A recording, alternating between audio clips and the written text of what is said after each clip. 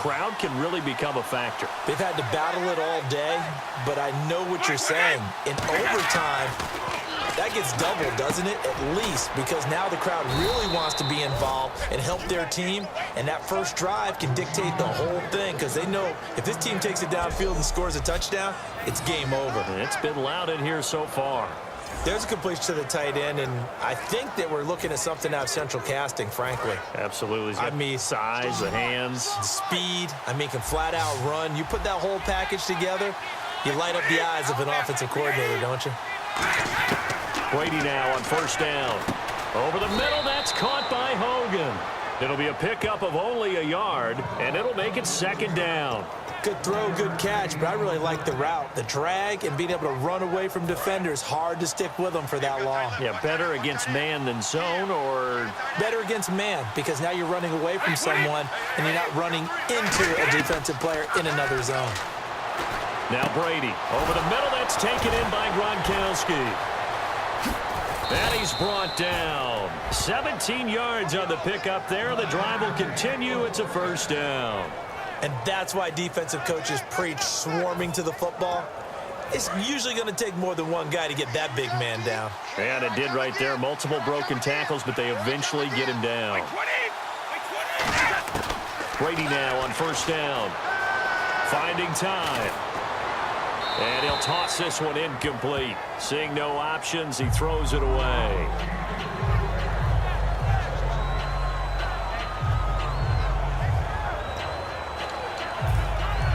So they're still at the original line of scrimmage here. Second down and 10. Gronkowski, slot left.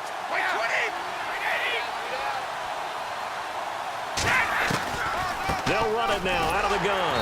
And he's going to be stopped up at about the 47-yard line. 2 yards on the carry there, and it's going to lead him to third down. The best defensive linemen, they play with great leverage so they can get low and not get bowled over by offensive linemen. They have excellent hands. They can throw people off on a play. We just saw a great example of a really good run stop by a guy playing the defensive tackle position. And he'll go down shy of the 40 at the 41. They'll get 6 there on the run, but it brings up fourth down. And once again, leverage wins. The offensive line, lower than the defensive front, they moved them and found some good space for the guy carrying the ball. So the field goal unit is on the field as this is a big spot right here. This to at least get them a lead here in overtime.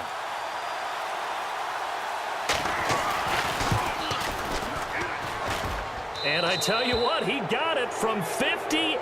That had lots of leg behind it. All right, so they're able to put 3 on the board here on the opening drive of OT, and now it'll be up to their defense to try and see this one out. So remember now, a field goal on this next drive would get us to sudden death. Any kind of turnover or turnover on downs would end the game, as would any touchdown. So this one's still very much up in the air. Now the Browns offense, they get ready to head back onto the field. The field goal would push it to sudden death. We just saw the field goal on the other end, but I don't think they are thinking field goal. At least not to start this drive. They're not thinking field goal. Not at all, because your point is well taken. Yeah, kick the field goal, you push it to sudden death, but you're also kicking off and giving the other team the ball with a chance to kick a field goal and beat you. Get the touchdown, finish the game off. That has to be the mindset. 3 yards to go here on second down.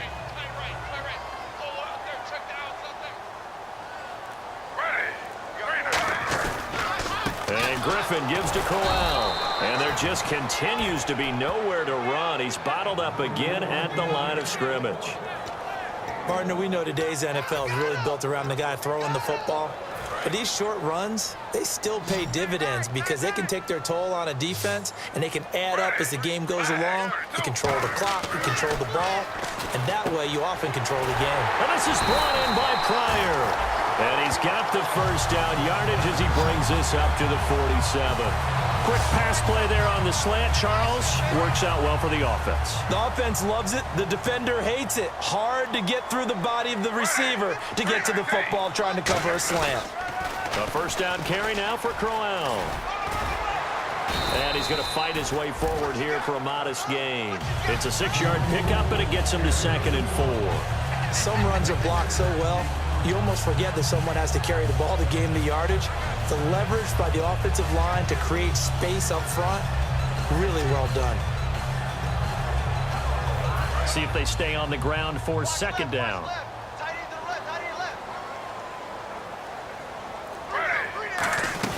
They stay on the ground. This time it's Johnson. And he'll get it down here to the 43. It's a gain of 4 there, and it gives him a new set of downs. Well, that was a unit that understood exactly where the first down marker was, handed it to their guy who could run it, created some space, and he got there.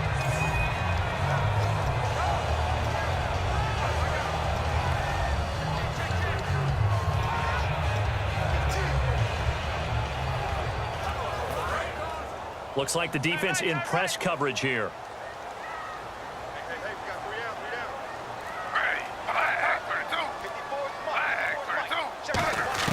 On first down, Griffin. And incomplete, a drop there in the middle third of the field. That'll bring up second down. On any passes in the middle of the field, anyone who's going after the football is going to be conscious that it's probably going to be contested and often physically. Sometimes that leads to drops. Again on 2nd and 10, it's Griffin. Oh, he's got a man wide open, complete. It's a pickup of 16 there, and it'll lead to a new set of downs. Almost not fair. The big guy running the corner route, being able to lean and push and get to where he wants. So how do you stop it? A lot of times you want to have a linebacker on him, a bigger body guy who can handle him physically, but a lot of times that doesn't work as well because his quickness often wins the route.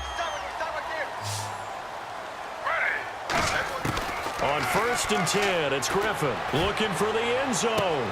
And this is intercepted, but they'll say out of bounds. Oh, very close to a turnover there in the end zone.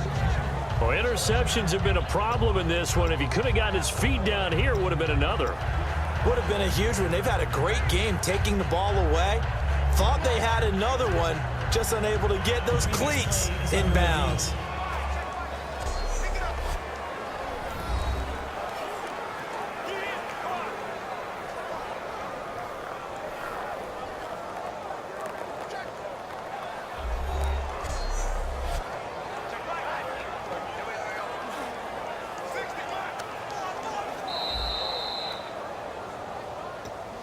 After review of the play, the ruling on the field stands.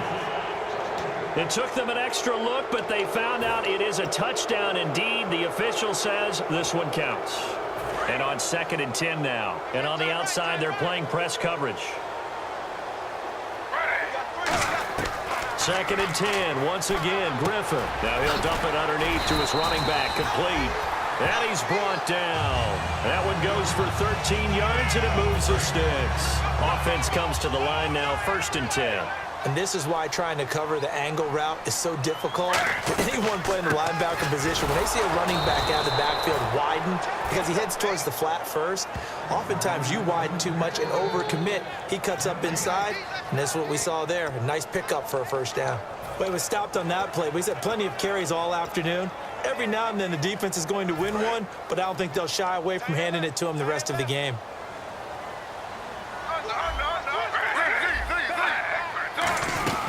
Again, it's Johnson. And he'll be taken down here at about the 11. 4 yards on the pickup there as they get it back to a more manageable 3rd and 7. Well, if you're a football guy, that's a pretty run because everyone is in sync right there. Obviously, the guy carrying the ball, but how about the people up front? Leverage, athleticism, they created some nice space for him.